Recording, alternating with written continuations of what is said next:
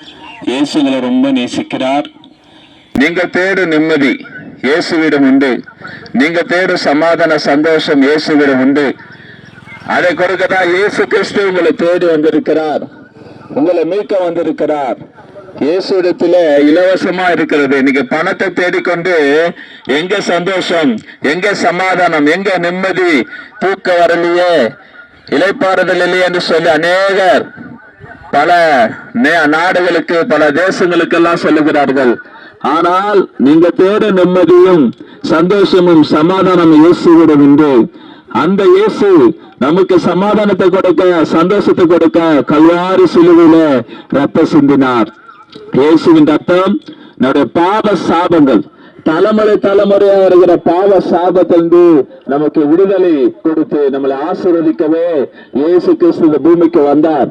ஆகினால இந்த இயேசு கிறிஸ்து இந்த பூமிக்கு வந்த நோக்கம் நம்முடைய பாவத்திலிருந்து, சாபத்திலிருந்து, நோயிலிருந்து, அக்கிரமத்திலிருந்து நமக்கு விடுதலை கொடுத்து, நமக்கு ரட்சிப்பு கொடுத்து இந்த பூமியில ஒரு வெற்றியுள்ள வாழ்க்கை வாழ, ஒரு ஆசுதமான வாழ்க்கை வாழ, சமாதானமா வாழ இயேசு கிறிஸ்து நமக்கு கிருபை தந்து நம்ம ஆஸ்வதிக்கவே இந்த பூமிக்கு வந்தார்.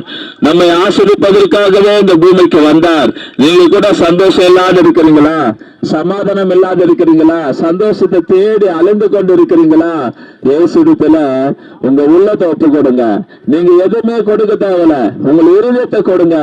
உங்க உள்ளத்துல அவரை நம்புங்க, அவர் உங்களை தேடி வருவார். இயேசு தேடி வருகிற தெய்வம், இயேசு நம்ம மீட்க வருகிற தெய்வம். அவர் நம்மளை படைத்தார். உங்க பிள்ளை கஷ்டமா இருக்கும் போது தகப்பன் நீங்க பார்த்து சும்மா இருப்பீங்களா? கேட்க மாட்டீங்களா? அதே போலதான் அவரால் படைக்கப்பட்ட பிள்ளைகளை நம்ம அவர் விசாரிக்க வருகிறார், அவர் தேடி வருகிறார், அவர் நம்ம ரட்சிக்க வருகிறார், நமக்கு மீட்பு கொடுக்க, நமக்கு சந்தோஷம் கொடுக்க அவர் தேடி வருகிறார். இந்த ஆண்டவரை நம்புவர்களுக்கு இந்த பூமியில ஒரு வாழ்க்கை உண்டு, பரலோக ராஜ்யத்துல ஒரு வாழ்க்கை உண்டு. இந்த ஆண்டவர் இயேசு நம்புவர்களுக்கு பூமியில ஒரு வாழ்க்கை உண்டு, மரணத்தை பிறகு பரலோகத்துல ஒரு வாழ்க்கை உண்டு. அதை கொடுக்கதான் இயேசு கிறிஸ்து நமக்காக கல்வாரி சிலுவிலே அநேக பாடுகள், அநேக பாடுகள் அவர் ஏற்றுக்கொண்டார்.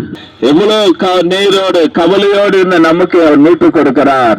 பிரியமான சகோதர சகோதரியே, அவர் கைகளில் பாருங்க, நன்மை செய்த கைகள், நன்மை செய்த கால்கள், கிராமகதோடு நடந்து சென்று கிராமகதோடு அற்புதம் செய்த ஆண்டவர் இயேசு அவர் கைகளிலும் கால்களிலும் ஆணடிக்கப்பட்டு அவர் சிலுவில தொங்கினார், நமக்காக நன்மை செய்தார். எத்தனை பேரை தொட்டு சுகமாக்கினார். அவர் கால்கள் கிராமகதோடு நடந்தே சென்றது. அப்படிப்பட்ட ஆண்டவர் இயேசு கிறிஸ்து நமக்காக அவர் கல்வாரி சிலுவையில காயப்பட்டு நொறுக்கப்பட்டார்.